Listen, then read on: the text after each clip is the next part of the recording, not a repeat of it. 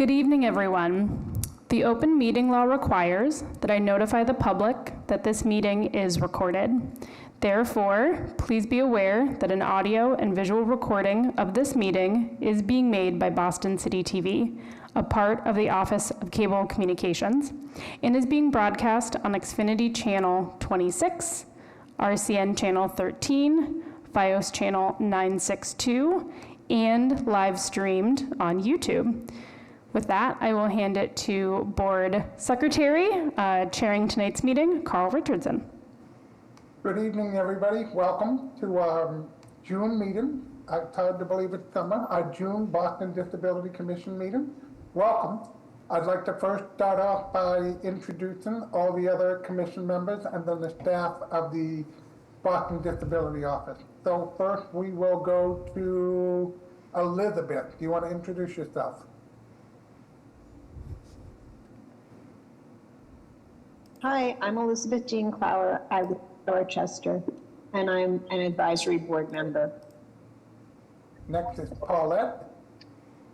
Good evening. I'm Paulette Durrett, and I'm an advisory board member, and I live in Mattapan. How about Olivia?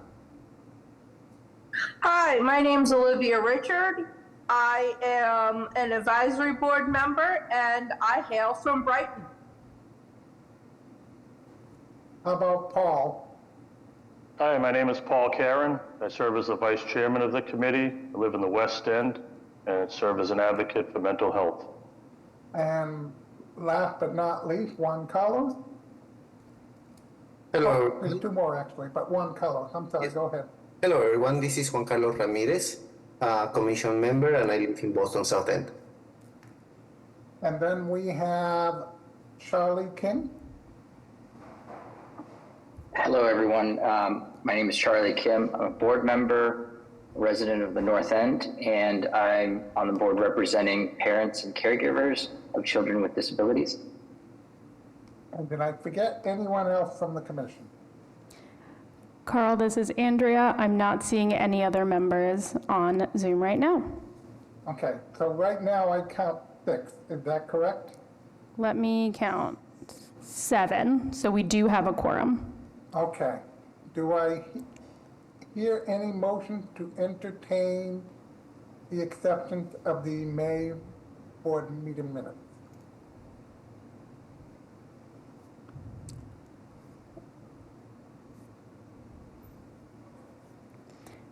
I make the motion. Okay.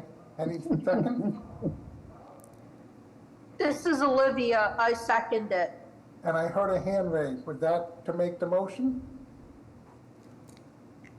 This is Andrea. The hand raise was Charlie. Charlie, were you going to make a motion?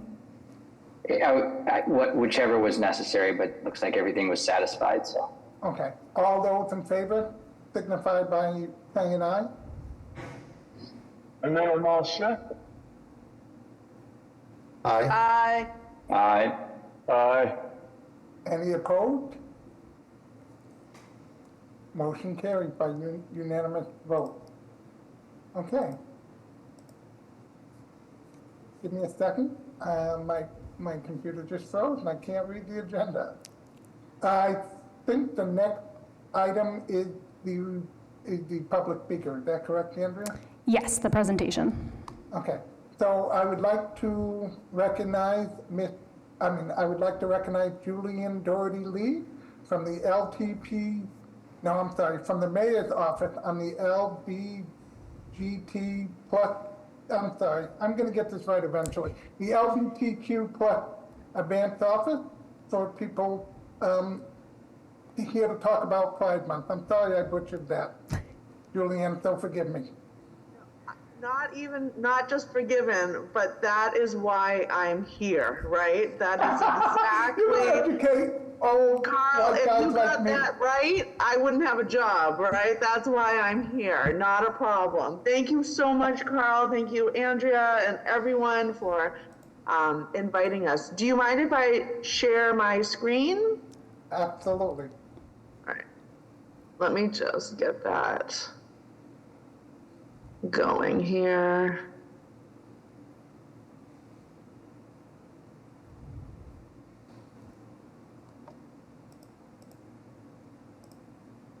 All right. Are folks seeing this? Yes, the screen share is up, Julianne. Okay, perfect. So hello everyone. My name is Julianne Lee. I use she, they pronouns, and I'm the Executive Director of the Mayor's Office of LGBT+ Advancement. And I should be joined here tonight by my deputy, and if she's able to go ahead and introduce herself. Julianne, I don't see her in the Zoom yet. I'll DM her a link to make sure she has it.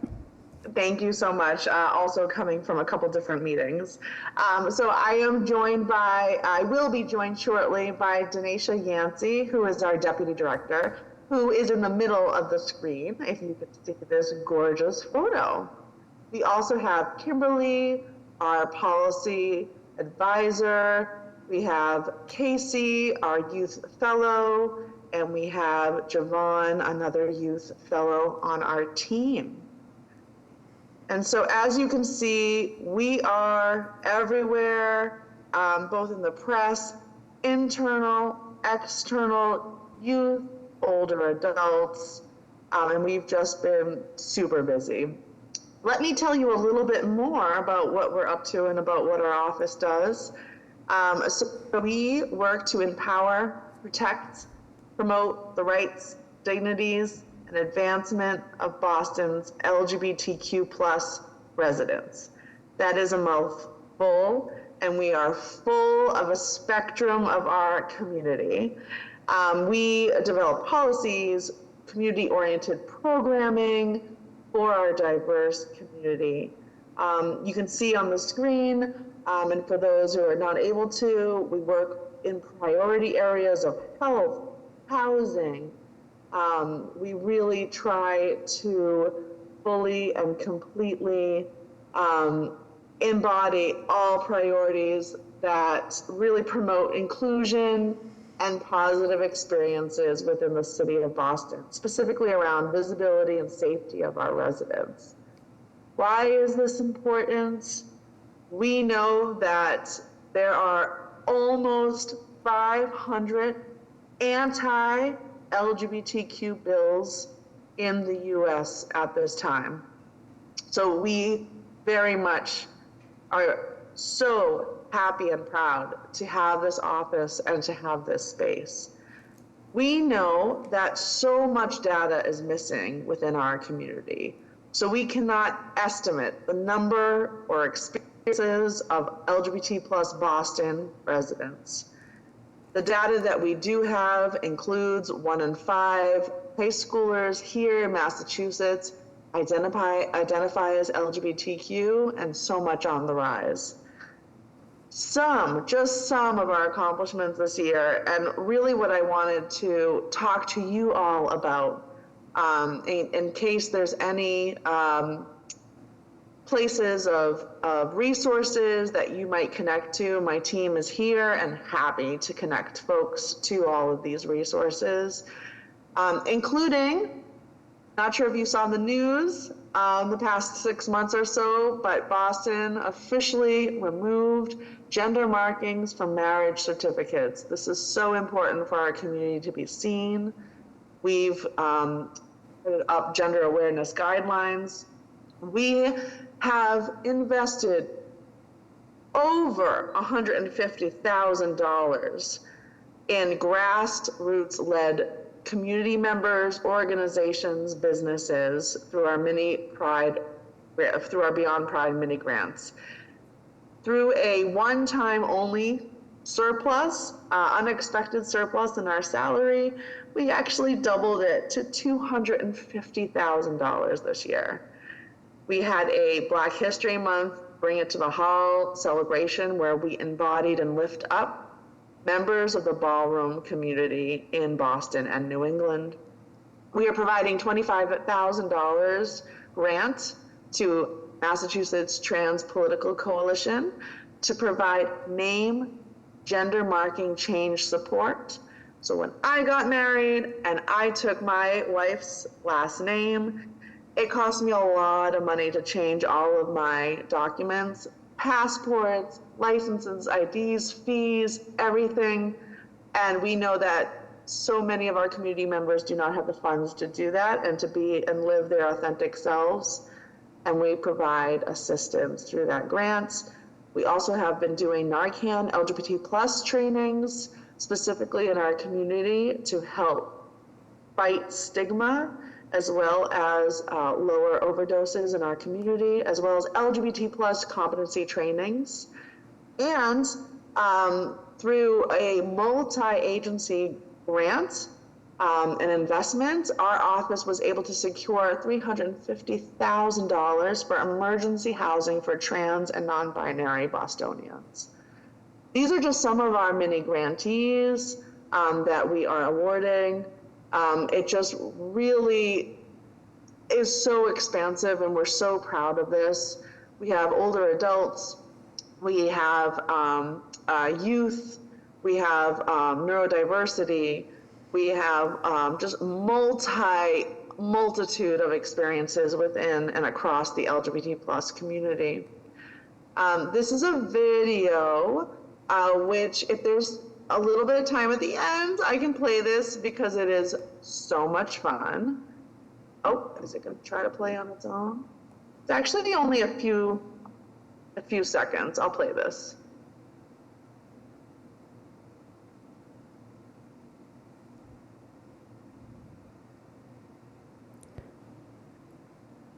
Julian, this is Andrea. I don't think the sound is coming through. Got it. Thank you. So this was from... When you do screen share, you have to enable a checkbox to share the sound.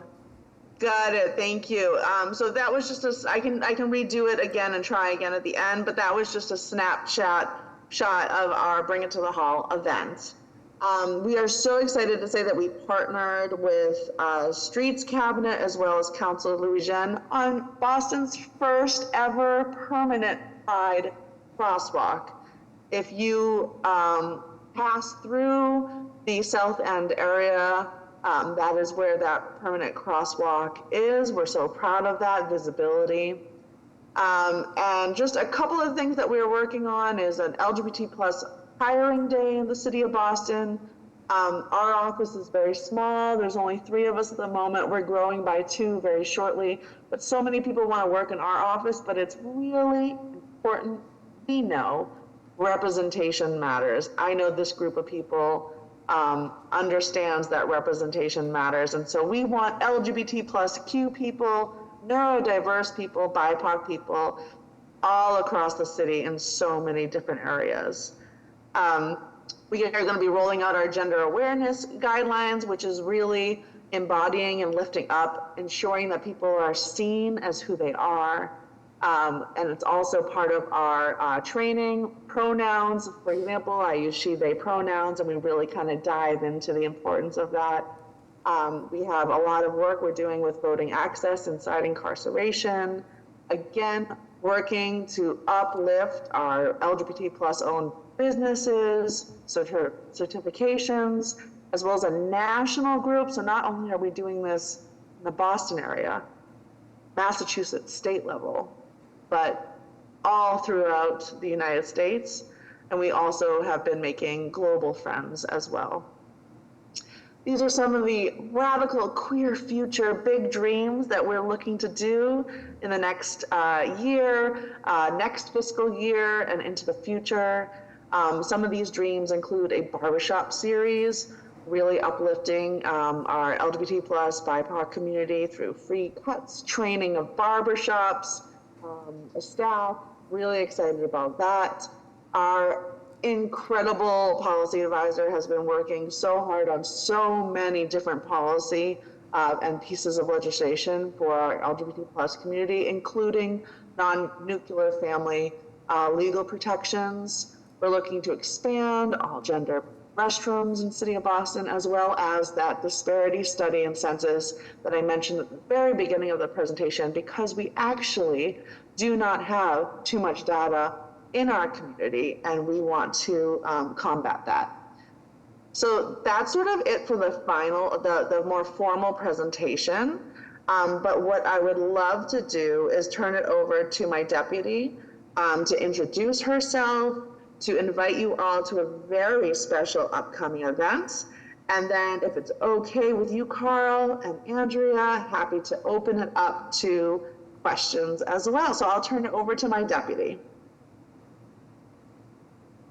Hi, my name is Dinesh, Food Director at MOLA. Are you able to hear me? Yeah. Okay. Go ahead. Awesome, thank you. And yeah, so happy to be here. Thank you for inviting us. We're super excited when people are excited about our work and how to partner and get involved.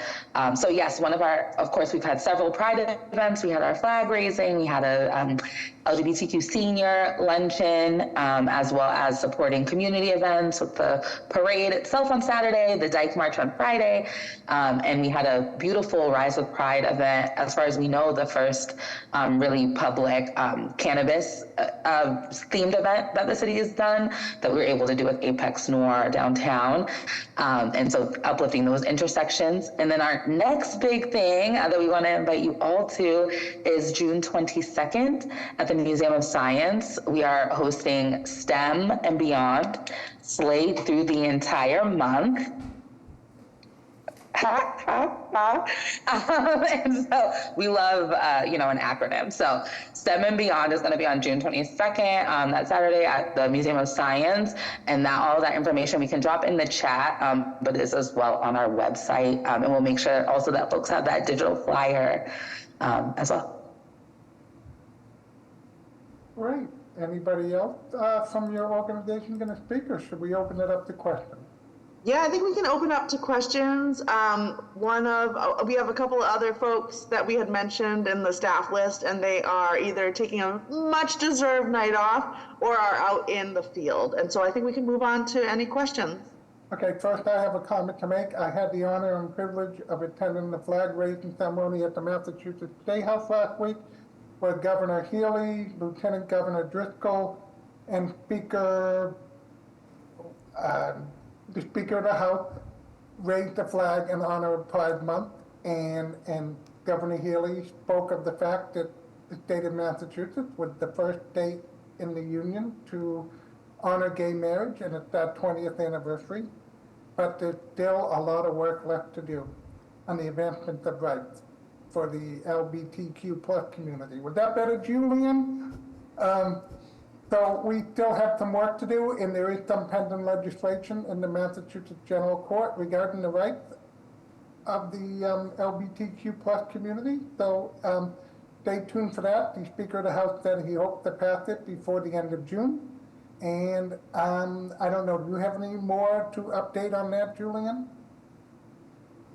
No, I think you said it really perfectly. Absolutely, we're celebrating 20 years of LGBT plus marriage. We're so excited. We're so excited to expand upon that. Specifically, our trans and non-binary community members for removing gender markings off of the marriage licenses. So not only are we...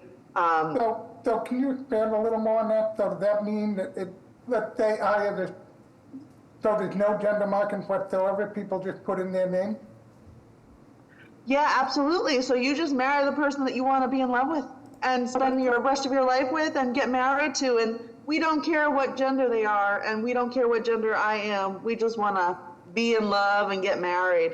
And what a celebration that is, from 20 years of marriage to now. Even our non-binary trans folks can also feel very much seen through their love. Is the city of Boston the only community that has done that so far? I think that's a great question, Carl. So this is something that we've been working on for about 2 years in our office, and our office is only 2 years old. So this was a priority from our community from the very beginning. We have followed in the footsteps from a few different cities throughout the nation, but I could probably count on one hand. Okay. That's it from me. Does anybody from the Boston disability community have any questions for the mayor's office and LGBTQ plus advancement office? Carl, this is Andrea. Charlie does have his hand up. Go ahead. Thanks, Carl. I just wanted to thank you for the presentation, and actually just wanted to comment the energy was very uplifting throughout the whole presentation, and the amount of information that you gave.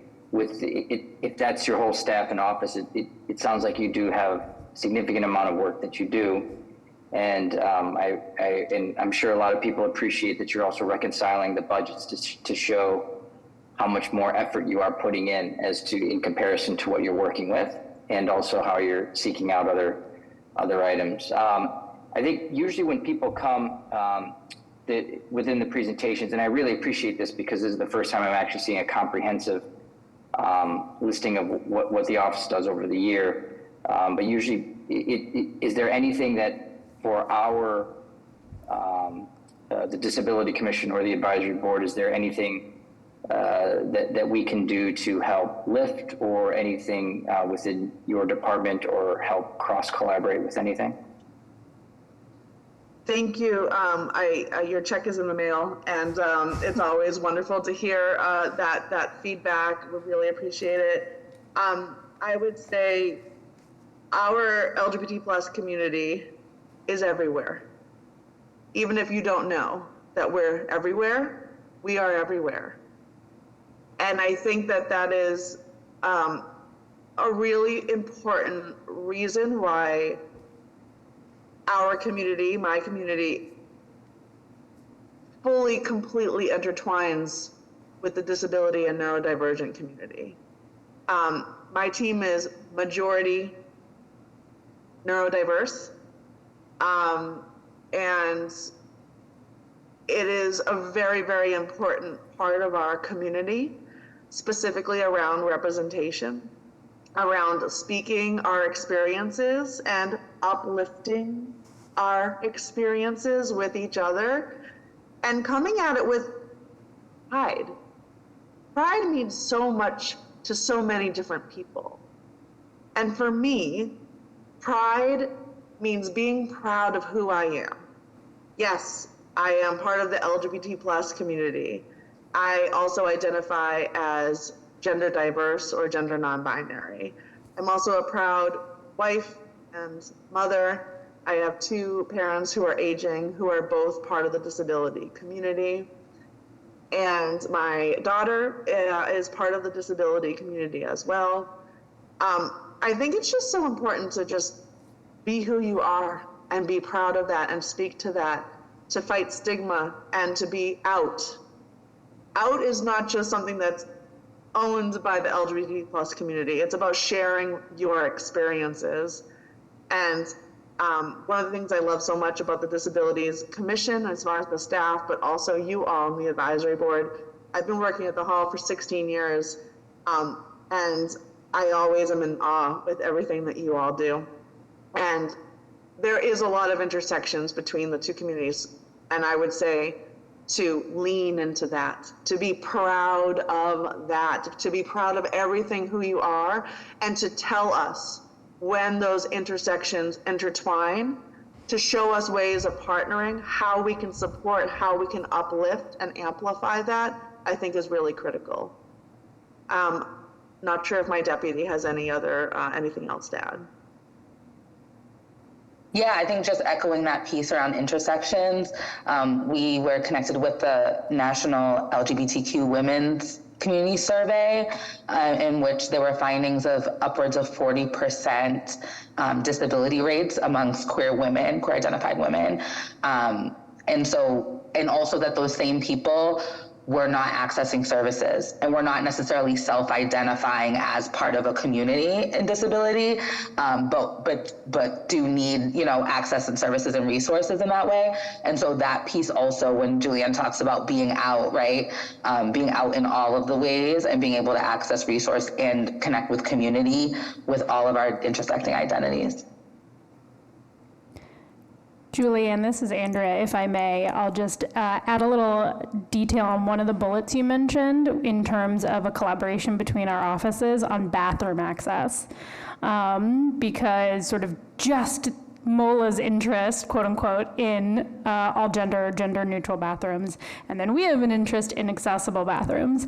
But because we work together, a lot of times putting those things together is going to serve not only our communities, but parents with children and others, because they tend to be single user, larger stalls.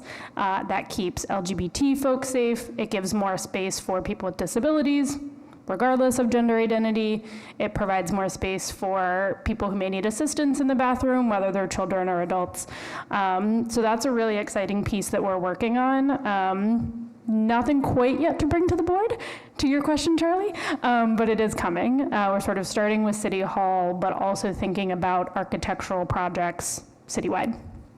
So this is Carl, I'm the ADA coordinator with the State House, and I was actually able to build 3 family-friendly, gender-neutral, fully ADA-compliant bathrooms because I was able to show the intersectionality and say that it serves many communities at once. And no, even if you had a certain point of view where you didn't necessarily agree with one community, you didn't disagree with all the communities that were affected, so nobody was willing to say no to the project, and so that was a perfect example where all the communities worked together to provide something that benefits everybody. The other thing is I found interesting is for years the disability community has struggled in being proud of who we are because there is often a stigma attached to being a person with a disability, just like there is in the LGBTQ plus community. So that's something we share in common, and that resonated with me when you said that, be proud of who you are. So I just wanted to say that. Any other questions for the office and the staff of the LGBTQ plus advancement office?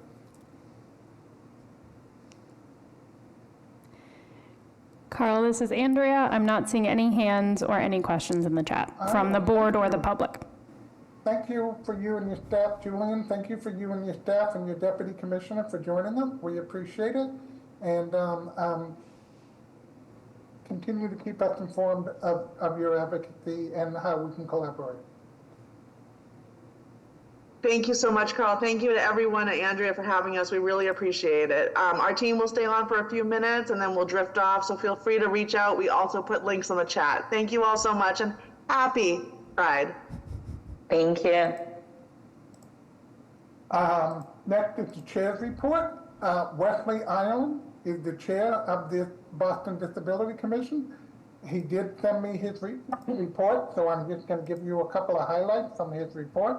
But first, I'm going to take a note of personal privilege and just say that I am my second day of training with my new guide dog, Dayton, like Dayton, Ohio. He's a male yellow Labrador, and it's been an incredible experience already after 2 days. I haven't moved like this with such mobility and freedom in a very long time, and frankly, I'm overwhelmed with the new experience. So it's been a lot of fun to be paired with such an amazing dog who dedicates their whole life to making sure that I have access to everything. So that's been a lot of fun. Wesley wanted me to bring up 2 items. First, he wanted me to make sure that we highlight one of the recent activities of one of our current commissioner members, Olivia Richards. Olivia was recently featured on TV, and rather than mix up all the facts and stuff, Olivia, I'm going to let you explain what that was all about and why that was the case. This is Olivia. The MBTA got $67 million in grant money from the FTA and from the feds to improve 14 Green Line stations on the Boston College and Cleveland Circle lines.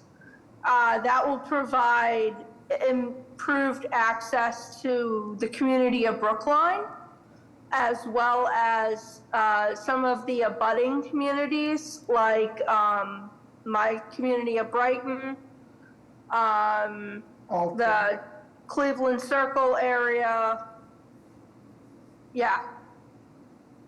And how much was allotted, do you know? 67 million. Great.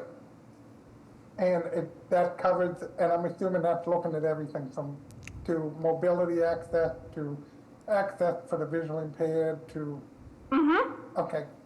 Yeah, the whole shebang. This is Great. Olivia.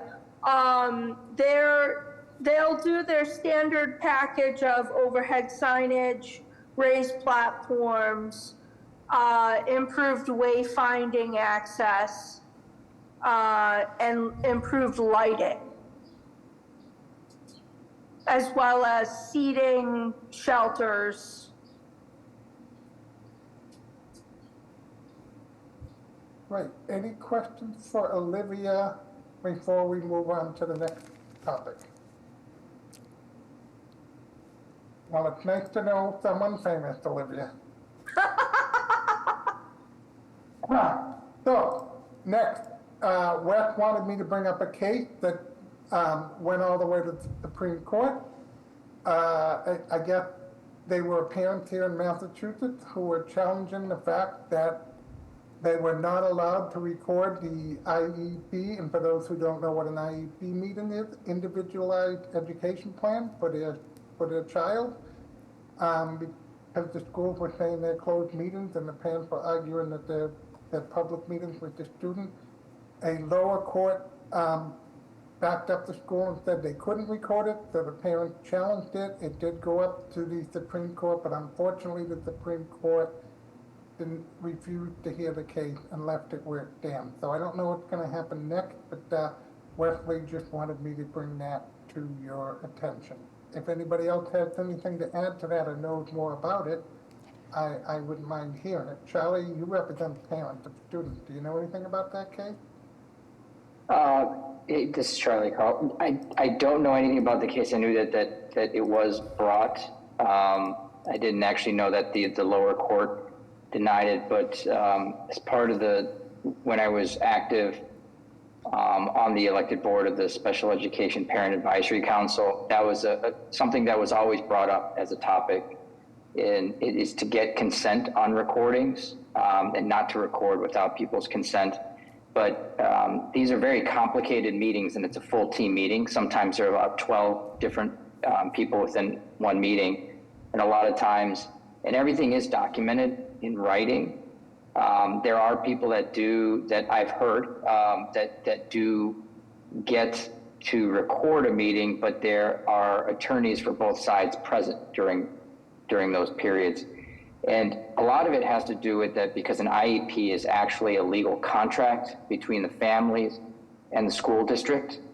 So that is why there's probably a lot of hesitancy around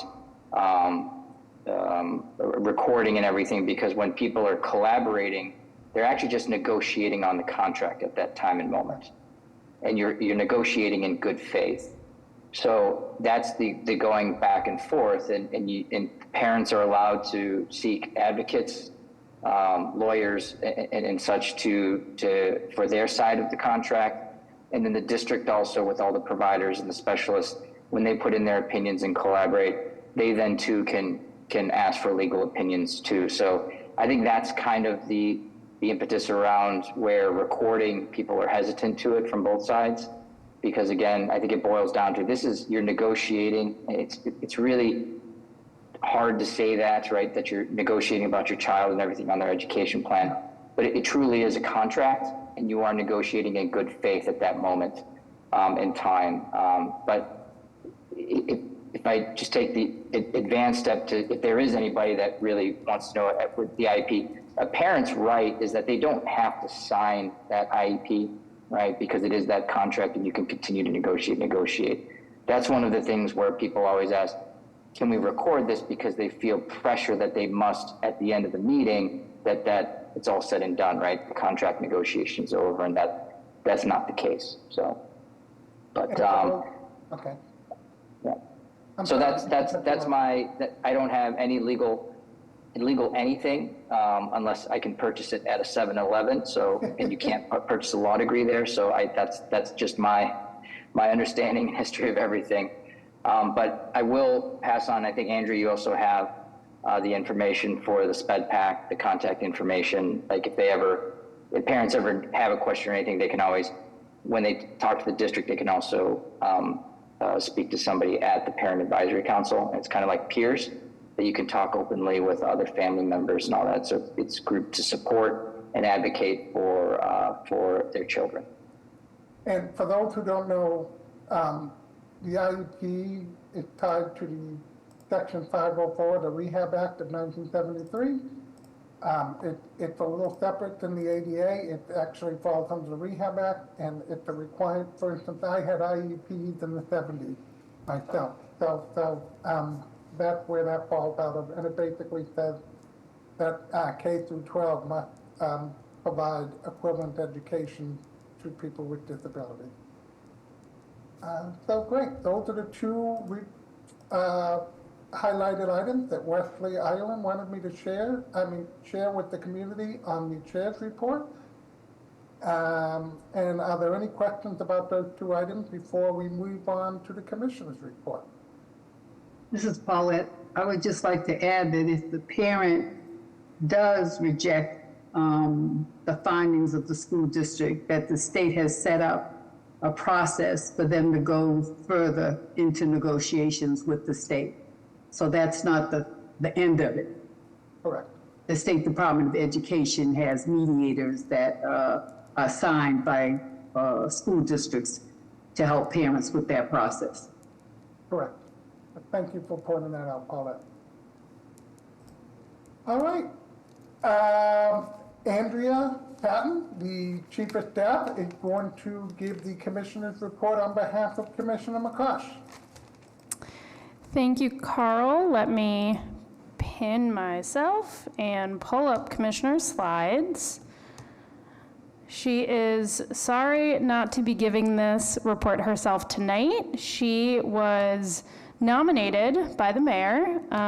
There's an annual leadership forum that the Harvard Kennedy School hosts for state and local government officials, and the mayor gets to nominate one leader from the city each year, and so Commissioner is across the pond, across the river in Cambridge, learning with leaders from around the country. So she's very sorry not to be here, but she's going to come back with a bunch of great information. Well, I don't know how sorry she is.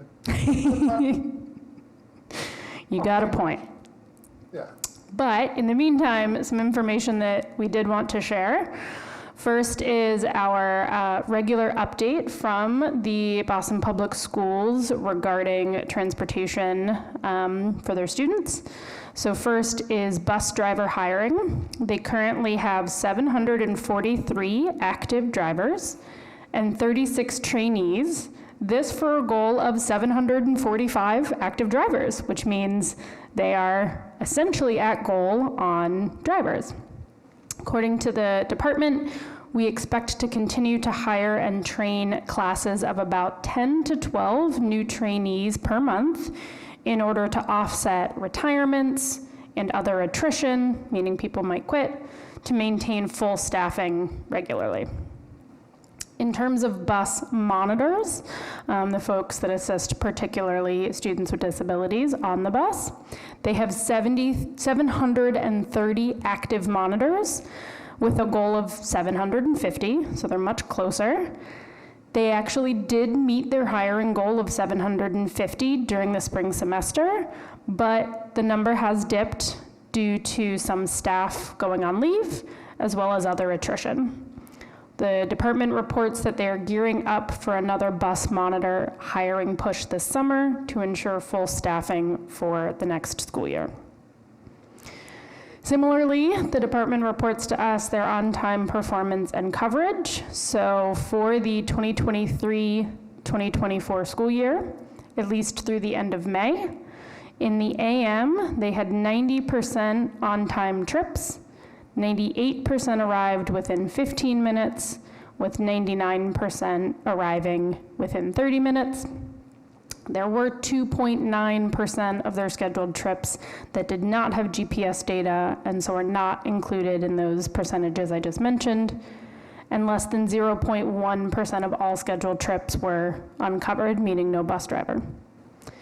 In the PM, a little bit lower, 87% on time, 97% within 15 minutes, still 99% within 30. More scheduled trips were missing their GPS data. This time it was 3.3% in the PM, but similarly, 0.1% of scheduled trips were uncovered with the driver. Second thing that we wanted to announce and Commissioner wanted to let you know about is our new accessibility features in Parks Map project. So this is a really cool collaboration that we did with the Parks Department as well as Success Link, which is the youth hiring jobs initiative. Little background, as with any construction that the city does, when we renovate parks across the city, we include accessibility in the design and construction. And again, as always, where possible, we go above and beyond compliance and add inclusive features to our playgrounds, our walkways, our respite areas, and more. Sometimes park projects do require variances because they have challenging topography, mature trees that we don't want to rip out, other features that are integral to the nature and purpose of the park. But that means we want to give information to all of our residents about what you might find when you get to a park. So the purpose of this project was to work with Parks and Recreation Department staff. We realized that there is no single place online that residents could go to find out what the accessibility is at city parks. And so the result of our collaboration was to create a website with that information. The inventory is a work in progress. There are City of Boston parks that have accessibility features that are not yet on the map, but we have 86 maps, and we didn't want to wait to put that information out there. We want to wait until we did all the parks and wait to share that information. This slide has some screenshots of the map and the website where it's based. So on the left, taking up most of the screen from top to bottom, is a screenshot of the map itself. It's called Accessible Park Features in Boston. On the left part of the map, there are some toggle areas where you can, if you toggle them on, it will show you any parks that meet that particular feature. So you can toggle to see stair-free access. You can toggle to see benches with wheelchair spaces, tables with wheelchair access, stair-free spray or water play, wheelchair access drinking fountains, shaded seating, and more. You'd have to scroll. And then on the right, the actual map itself, each park has a red dot hovering over the most accessible entrance to that park. And so you can either toggle on to find just the maps that have the access feature you're looking for, or the second image on the screen, which is to the right, you can click on a map. Click on a park on the map, and it will show you all of the features at that park. So in this screenshot, I've clicked on Walker Playground, where it shows that there is stair-free access to a playground, to a tennis court, to basketball courts, to a sitting area, and to a football field. It also tells you that yes, there are benches with wheelchair spaces. Yes, there are tables with wheelchair spaces. Yes, there is stair-free water play. And then the last screenshot on this page in the bottom right corner shows the accessible feature definitions. So we recognize that not everyone might understand what we mean by stair-free access or benches with wheelchair spaces.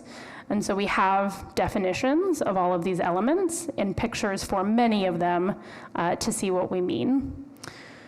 So this is live. It's on boston.gov right now, on boston.gov/disability specifically. And again, it's a work in progress. There are many more parks than 85 in the city of Boston, and they have accessibility features to them. But this was a year in the making, and it is a live map. It will be updated beyond this year that we spent working on it. So check out in the future, more parks to go. But we're hoping that this will be a resource for people in the community to find a park that works for them.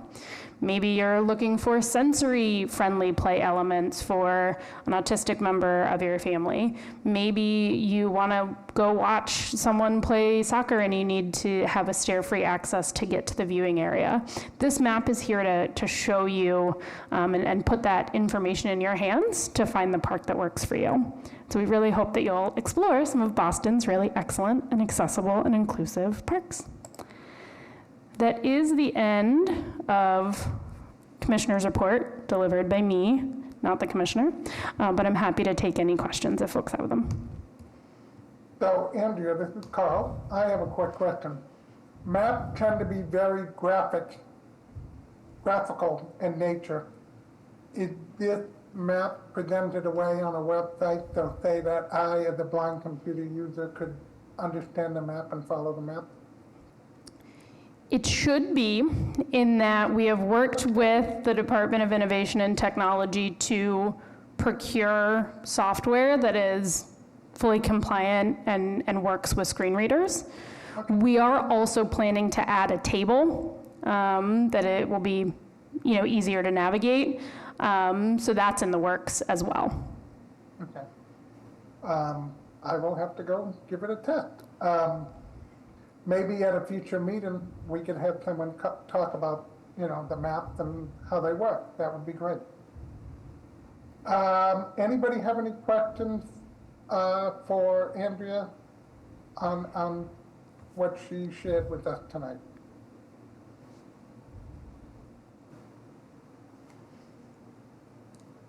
Okay, before we move on to the next agenda item, I believe one other commissioner joined us during the meeting, and I just want to acknowledge her. Dari, do you want to go ahead and introduce yourself?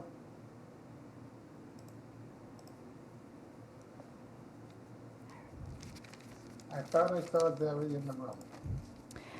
Carl, this is Andrea. Zari is here. They may be having trouble unmuting. Okay. We'll give you a few more seconds, Dari. In the budget. And then maybe to do it on an annual basis at the time that we, Zari, do you want to say hi? Okay, if you do later, Dari, just raise your hand and we'll acknowledge you, okay? Next, I would like to have Patricia Mendez talk about the architectural access program within the mayor's office for the city of Boston, for the mayor's office on the commission for the disability. I'm butchering everything. I would just like to introduce Patricia Mendez and she can tell us what she's doing. Perfect. Thank you so much, Carl. Good evening, everyone. My name is Patricia Mendez, and I am the Director of Architectural Access for the Commission for Persons with Disabilities. There you go. I have a quick update. I have two items that I'd like to discuss. The first one is an update on the legislature, and the other one is a question for you for discussion. And I just want to take maybe 5 minutes for the discussion because I don't want to go forever. Okay, so the first one is a good news update. As you may remember, every year I talk about the Architectural Access Board bill that goes through the legislature and it hadn't been able to get passed. This year, the good news is that it has passed the House and it passed as an amendment of a bigger housing bill. So we're very hopeful that this amendment, this Architectural Access Board bill, is going to make it through the Senate as well. So we have it confirmed that the Senate's going to vote on it and pass it? We are very hopeful. We haven't seen the vote yet. Okay. And when we have a date and a result, I'll be sharing it. But I hear that we are in good shape. So I'm very hopeful this time. More hopeful than other times maybe. Yeah. And I'm kind of hearing the same thing. Excellent.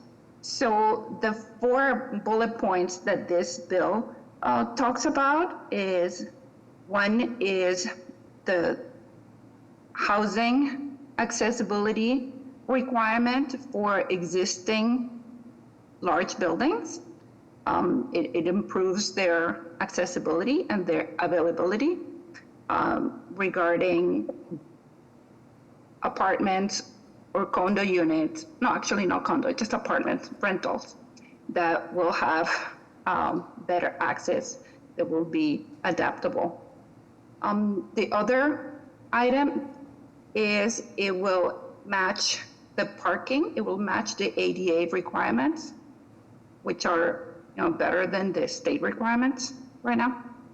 The third one is that it expands the jurisdiction for the Architectural Access Board, and it adds the word facilities instead of buildings. So facilities, it expands the jurisdiction because it includes other things beyond buildings, like plazas, walkways, outside elements. And the fourth part of this legislation would be about language, and it replaces the words physically handicapped. It replaces those words for persons with disabilities. Okay, and I'll go to my next thing. Andrea, is there, not Andrea, I'm sorry. Patricia. Yes. Is there any word in that legislation about the employment with 15 employees or less? Yes, there is. Oh, I didn't put it on my list, but yes, the employee work areas are, oh, I do have it in my list, but I forgot to read it. Yes, the areas called not generally in public use, in other words, employee work areas, will be required to be accessible. So yeah, that's a big one, Carl. Thank you so much. That's the one that the legislature's always been worried about. So that's good to hear. Okay. It's in there. It's in there. Good. Great. Okay. I'll stop there, and I will ask you the question that I would love to get some input. But obviously we respect your lived experience so much. And we recently got a question about apartments, and the questions are about the bathrooms. Specifically, the preference between having a rolling shower versus having a tub. I would love to hear your views and opinions on what you know about those two. Rolling showers versus a tub.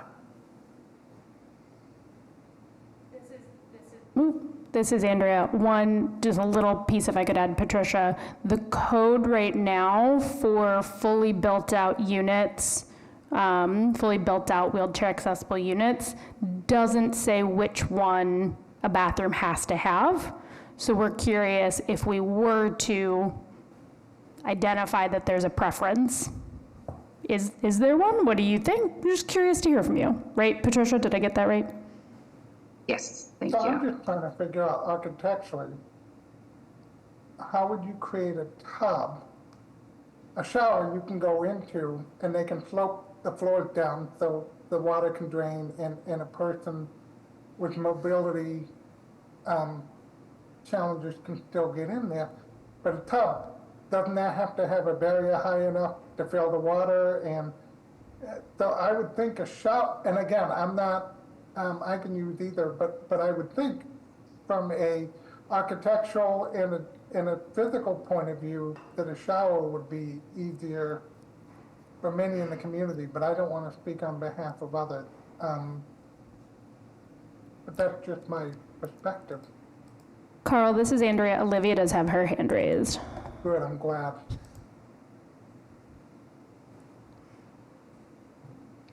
This is Olivia. I actually have a tub in my fully accessible unit, and I prefer it because I have a tub lift that I can get in and out of it. And soaking in water is better for pain than taking a lot of pain meds for me. But having said that, showers generally are more accessible because you can put whatever surface you need to get the person under the water in a shower.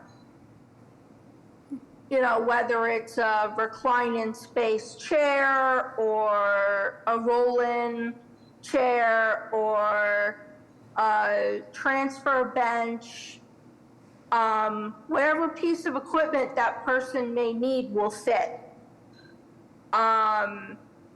But when it comes to a tub, you're pretty limited in what will fit in a tub.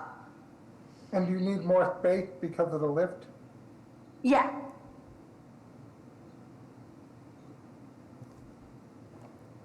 Thank you, Olivia. That is very informative. Taking notes. Anybody else?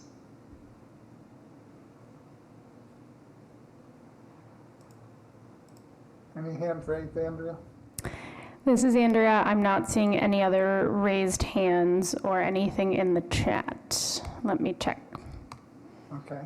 We'll give it another couple seconds to see if anybody from the commission has any points of view on this to share with Tricia, although Olivia's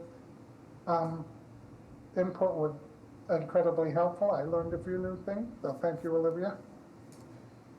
And if we don't see any other hands, we will move on. Oh, I just heard a pop. Yeah, this is Andrea. Carl, if you're open to public comment, not board members, Michael Mewey has joined the meeting.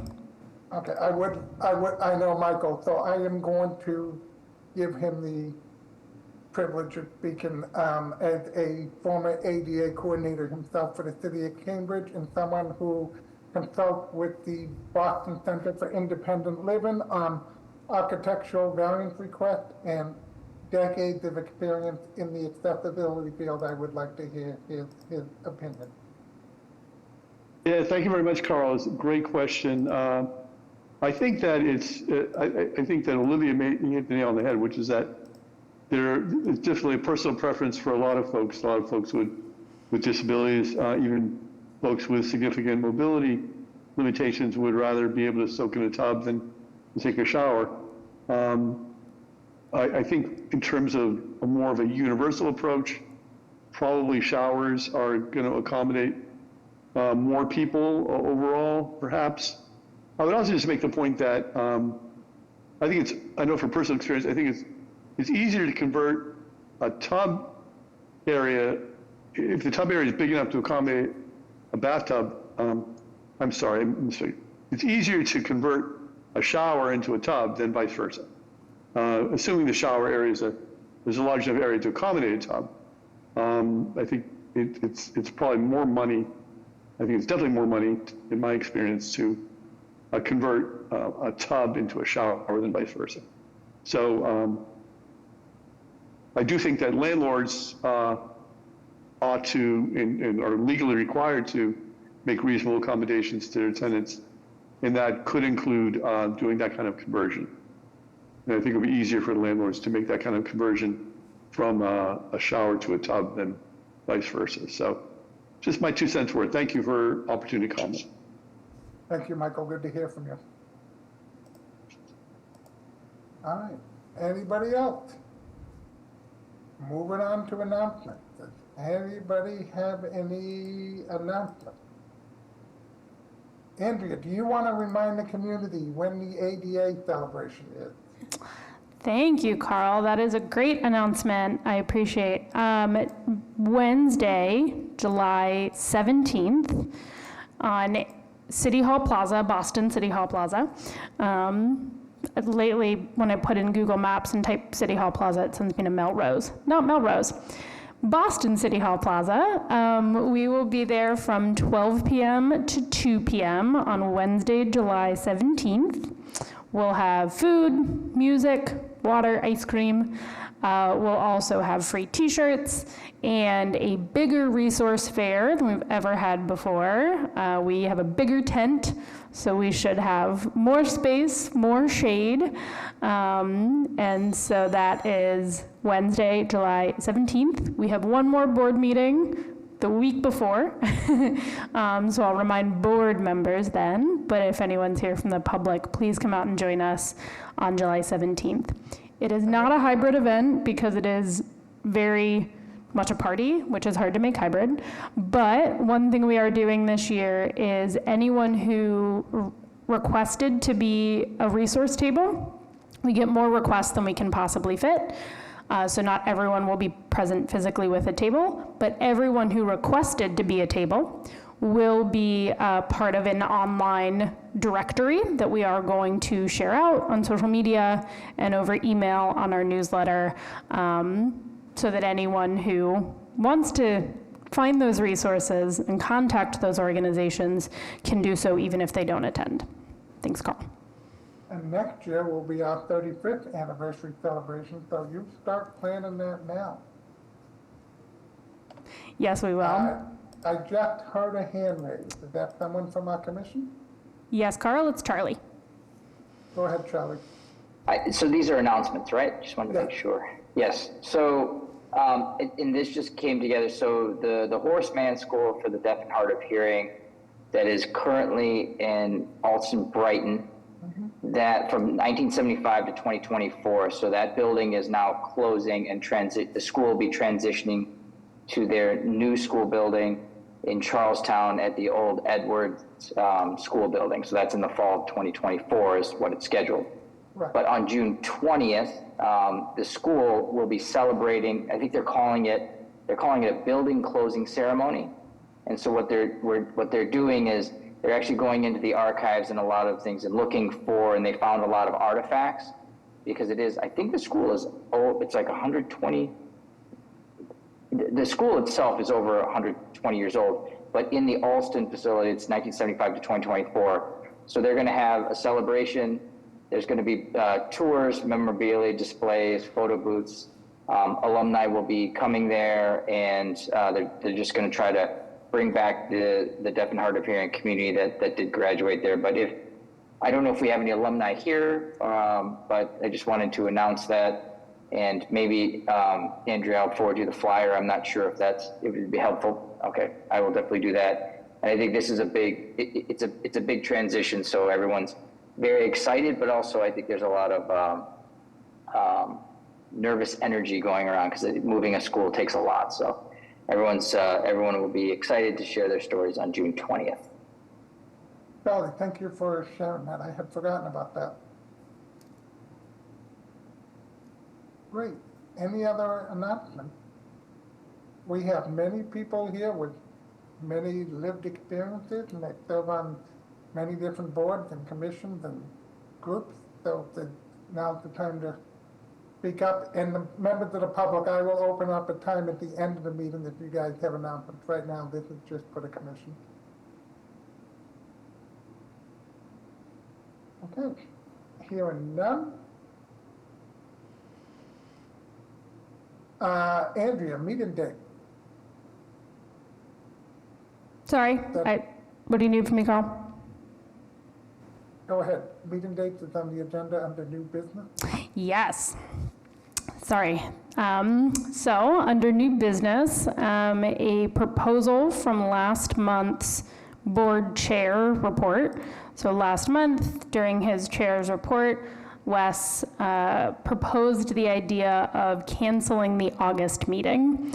The board would still meet its 10 meeting minimum in that case because we have 11 meetings scheduled in 2024. So he had proposed that as a summer month that many people might be on vacation and maybe it would be good to cancel it now. Other folks did have other points of view, a little bit of discussion last month, but it's on the agenda now. If anyone would like to say anything further or propose a vote to cancel that meeting, if... Can you refresh my memory when the July meeting is? The July meeting is July 10th, Okay. 2024. The August yes, we do have one more meeting before the proposed cancellation, which would be August 14th. That is the date we are scheduled in August. Okay, how did the members of the commission feel about with this proposal? And do I hear any potential motions to entertain that idea? I hear a hand raised. Andrea? Yep, Olivia has her hand raised. Olivia, please go ahead. This is Olivia. Upon reflection, I've changed my opinion on whether we should or should not cancel the meeting. I know last month I said we shouldn't just cancel a meeting to cancel a meeting. But I actually think, people are going to be on vacation. There's not a lot of business done in August, and quite frankly, consensus was that we should take the month off. So do you want to make up somebody else's hand is raised?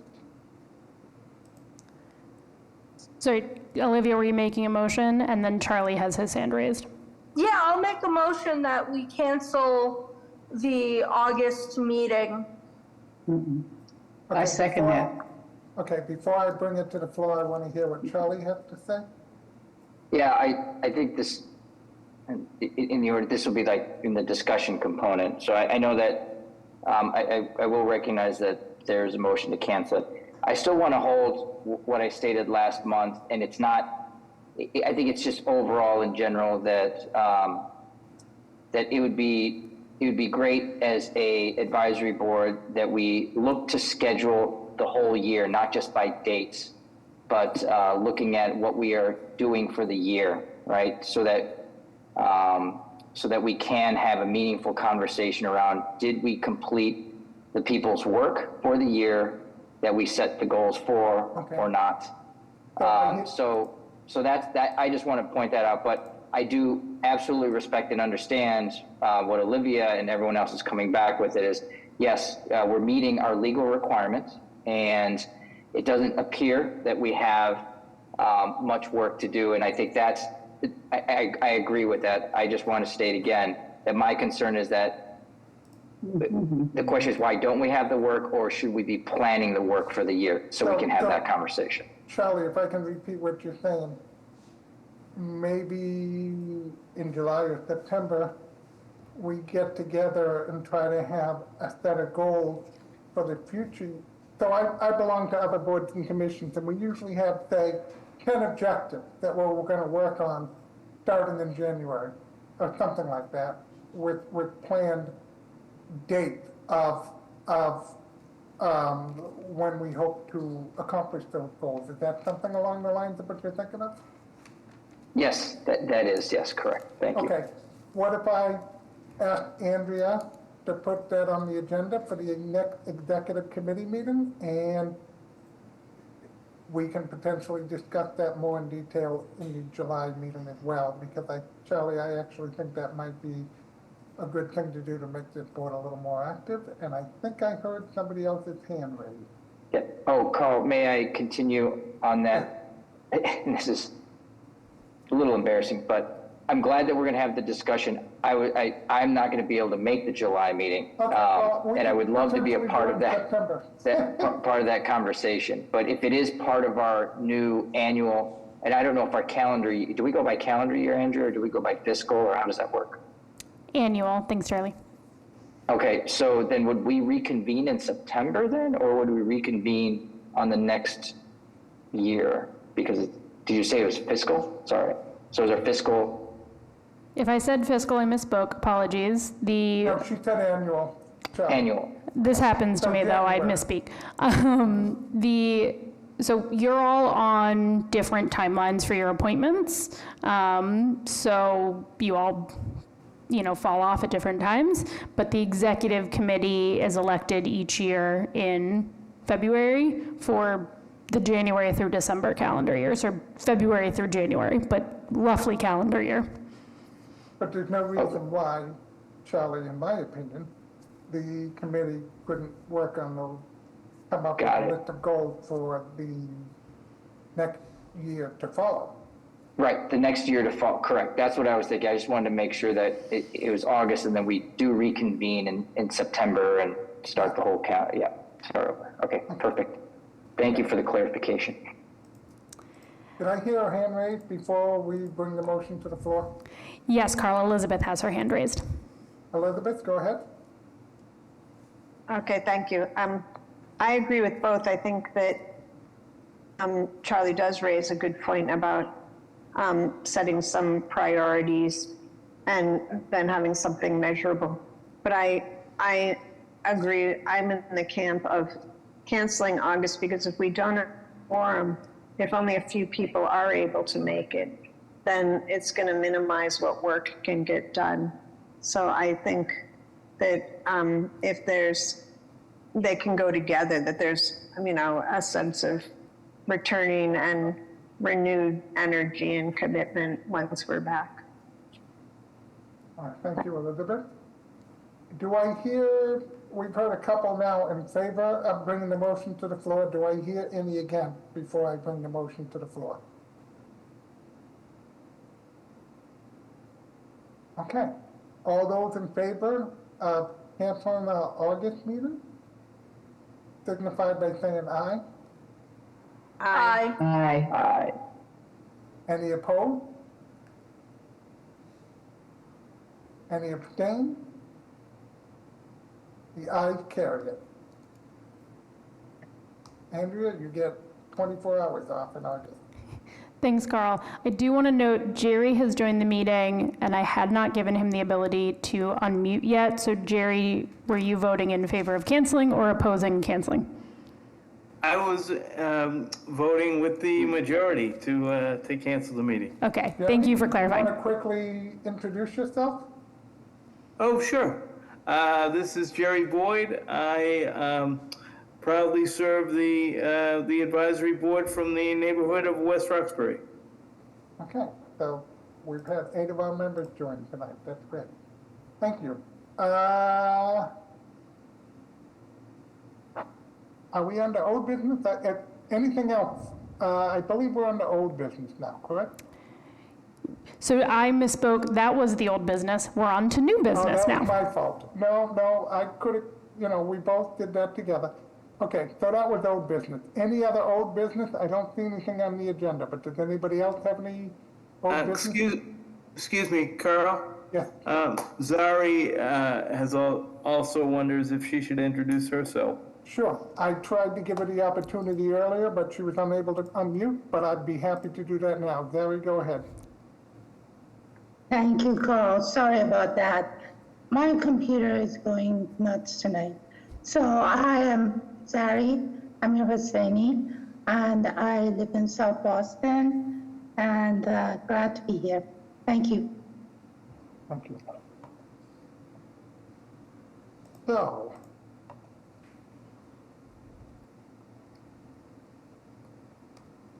next, if you remember, one of the city councilors brought up the idea of women who are pregnant having access to disability parking, and the mayor's office has met with the commissioner, and the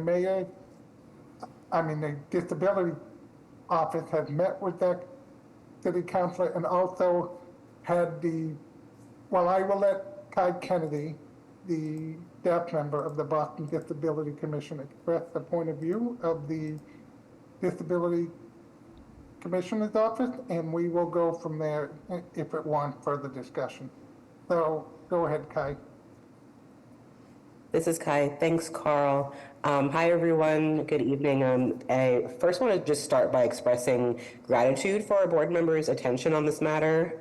As a disabled mother and pregnant person, I really appreciate the board's care and commitment to understanding what's going on. So I know that there's been a lot of questions and conversation regarding the hearing order that was introduced by Councilor Fitzgerald to discuss parking placards. So I'm going to give a little bit of information that hopefully gives you guys some clarity. To start, the City of Boston does not issue disability placards.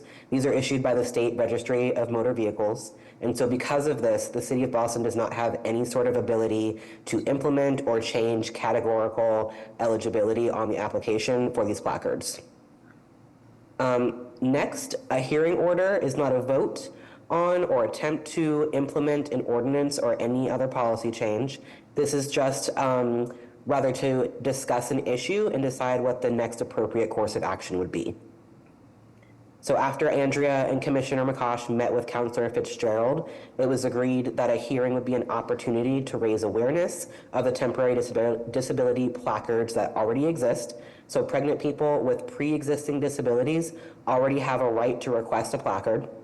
And pregnant people who acquire a disability as a result of their pregnancy, such as pregnancy-induced anemia, sciatica, hypertension, etc., can request a temporary placard for the length of their expected disability. I hope that this information provides some clarity on the matter, and any more questions about specifics can be directed to Andrea. Does anybody have any feedback, questions, thoughts? And I hear a number of hands being raised. Yes, I saw Jerry's hand first, and then Zari Amir Hosseini's. You said Jerry was first, correct? That is what I saw first. Hopefully I'm right. Okay, well, Jerry, go ahead. All right, thank you. Thank you, Carl. And thank you for the opportunity to speak on this issue. So the next, and thanks to the Kai, and thanks to the commissioner and the staff's work on and meeting with the counselor. So a natural question for me after this work, it doesn't sound like from Kai's description or discussion, dissemination of the issue, it sounds like that the hearing is going to go forward. Has that been scheduled yet? Is that going to be scheduled anytime soon? And will we be given the opportunity to attend and speak if appropriate? I'm happy to take this, Carl. This is Andrea. To my knowledge, a hearing has not been scheduled. Per open meeting law, they're only required to give 48 hours notice, business days, 2 business days notice. So my understanding from the executive committee was to want to begin conversation today if you all wanted to take a position as a board, so you'd be ready if a hearing got posted. What Councilor Fitzgerald indicated to us was that he wanted to have a hearing sometime after budget season. So that could be as early as July 1st. Budget season is done for him by July 1. But we would not get any more notice than any other member of the public. Any member of the public certainly can attend in your own personal capacity if you wanted to offer testimony at the hearing. But if the board wants to have a board statement or position, now would be the time to discuss it. Great, thanks for the clarification, Andrea. I believe you said Gary was next. I hope you did, because that's what my memory serves me. Gary? Your memory serves you correctly. So my question is, originally what I had heard was that there was also a grace period after these placards were given to the individuals who were pregnant. I think it was 3 months or 6 months after the birth. So I just want to make sure I understood that correctly and why that's the case. And then the other question, or maybe a separate question, is I guess placards are given, to me anyway, to any individual who identifies as having a disability. And it doesn't matter what that disability is.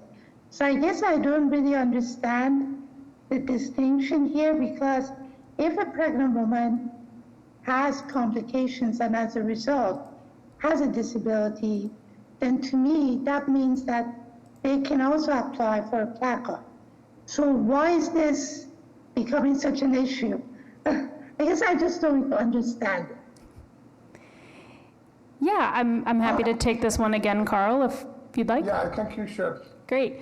So the 3-month thing was something the counselor just sort of mentioned in saying, you know, post-pregnancy is also difficult. And so, again, a hearing order is just an opportunity to discuss an option. There is no specific proposal on the table, not least because the city council can't implement any new policy. So that's where that 3-month came from, but that's just because he mentioned he knows his wife had additional challenges several months after birth. I've heard it called the 4th trimester. You are right that anyone who has a disability is already eligible for a placard. There are temporary placards from the RMV that you can get if your disability is expected to last like a year or something like that. But it would be tied to the disability in question. So doctors fill out those forms on behalf of disabled folks, explaining what disability they have. It does have to be a mobility disability that limits ambulation to like less than 250 feet or something. I'm not sure. Again, it's a state program, not the city. It doesn't have to, like, I qualified for a placard as a blind person, and I can walk 250 feet, so it's not really tied. There are a few categorical eligibility pieces. Blindness is one. I think heart failure, like there are a few categories. Dwarfism, little people. So there are a few categorical eligibilities. So my understanding is where this idea came to the counselor from is maybe there should be a category for pregnant people regardless of disability. We explained that pregnant people with a disability, again, as Kai said, predating or brought on by pregnancy, are already eligible. So with that understanding, he agreed that he still wanted to talk about that publicly because he said, well, I didn't know that. You know, my wife had 3 children, she didn't know that. Wouldn't it be great if more people in the city knew about the opportunities available to them if they want to have a family and stay in Boston? So that is how we left it with him.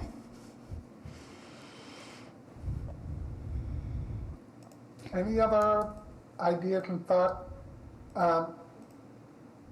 This is Carl. I'll just speak briefly, saying that I think it's just a matter of educating the community that if they do have a pre-existing condition or disability or a new disability due to their condition, if they can apply for the placard. I don't know that we need to change the existing laws, so I think we just support what the Commissioner's office has already said to the city council. And as they said, this is actually state regulation, guys, and I can tell you off the record that the state has no interest in changing, well, not off the record, it's on the record, this is a public meeting. I know from folks, talking to folks at the DMV, that the state has no interest at this time in changing the regulations because they feel like it applies to everybody based on the nature of the disability rather than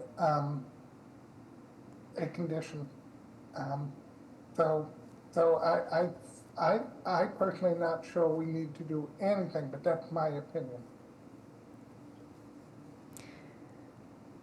Carl, this is Andrea. Charlie has his hand raised. Go ahead, Charlie. Thanks, Carl.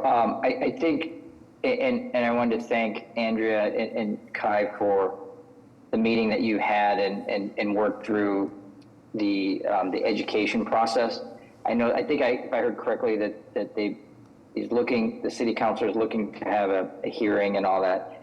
I would respectfully ask that since that the commission has already taken the time and effort to explain the laws and all of the inner workings of this, that if a public hearing is called, and I know that people can go as an individual citizen, but I would respectfully ask that the Disability Commission not go and re-educate, for which that effort was formally given. But yet a hearing potentially could still be called, and that I believe there's plenty of information and other resources that we've advocated and educated on. So that's just for me, and I know that you guys took time into it, and then we've talked about this now in 3 meetings. So that's why I just respectfully ask that the commission through our advisory board consider that you did a phenomenal job of educating, and I think you continue to do an excellent job in cross collaborating through the legislature. So.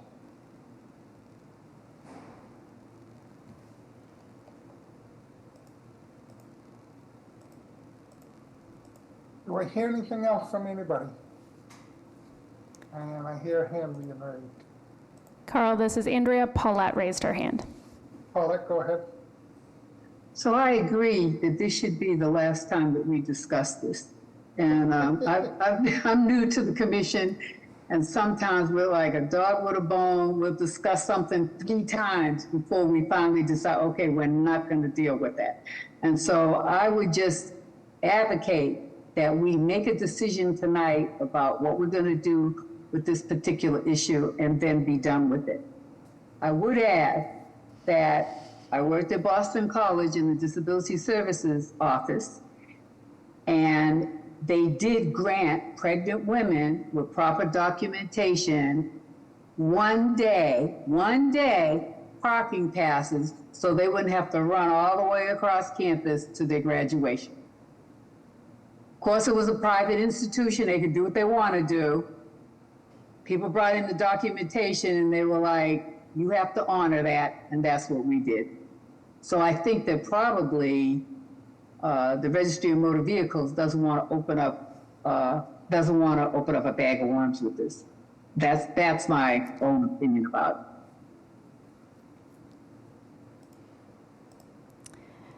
Thank you, Paulette. This is Andrea, and I just want to make sure I'm understanding that the board would support our office's continued efforts to say the same things we've been saying to the counselor or any other counselors that ask, but you don't want to issue a statement on that, but you support us continuing to say everything we've said to you, to the public and to the council. Is that an accurate reflection, Charlie, of what you had said and what people were nodding along to? Yes, and it might just be if there is a hearing called, that the commission may be considered not having to go there and continue to say what you continue to say over and over again. So you mean the commission or the commissioner's office? The commissioner's office. So for me as an advisory board person, through all the work that you're doing right now, and yet a hearing is still being called, I would respectfully ask that the commission seriously consider not attending that public hearing. I don't know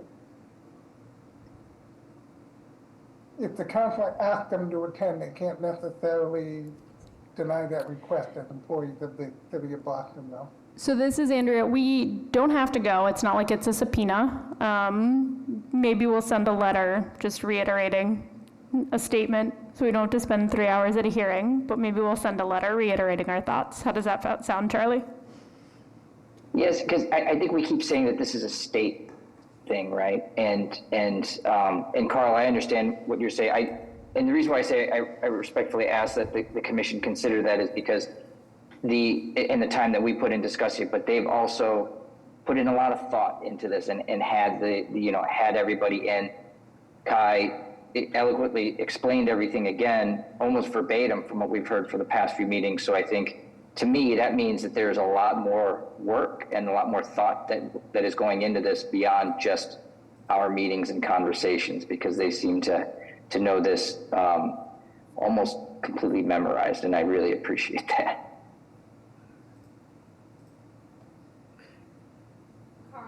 Has his hand raised. I think Andrea has heard our recommendation. I just wanted to not belabor the point, Carl. Of course not, but, you never belabor anything. yeah, sure I do. Let's be honest, sometimes I do. I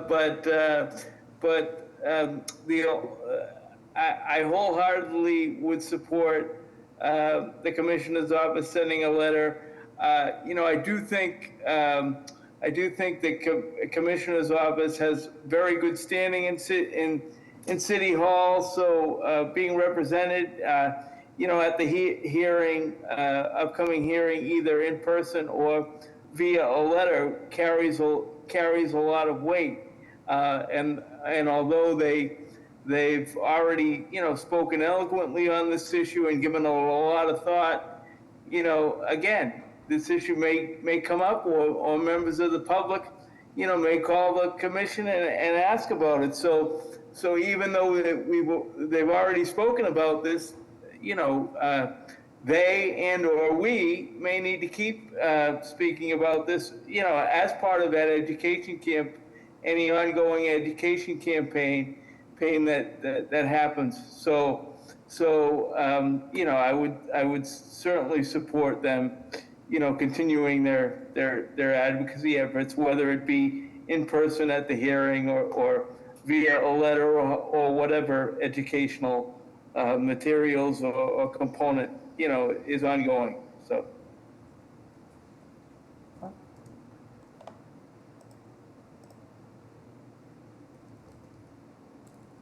I'm not sure what to do with this next, so I'm going to suggest that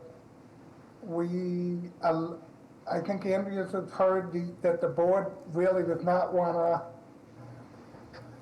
to continue to litigate this issue further and discuss this in future meetings, and that we support the education that the commissioner's office has done, and that we ask them to continue to educate, but not continue to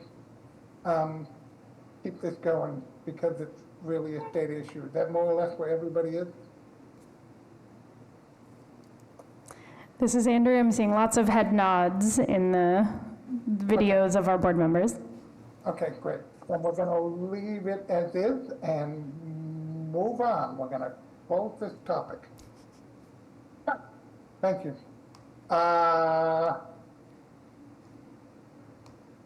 Public input. Do we have anybody from the public that wishes to speak? This is Andrea to make some logistics notes for the public. You are not currently able to unmute yourself on your own, so please use the raise hand function, put a comment in the chat, or come off camera and wave your hand and I'll find you. If you are called on by the chair, you will have 2 minutes to speak.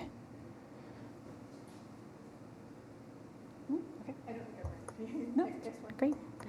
Okay, looking in the chat, I'm not seeing any raised hands.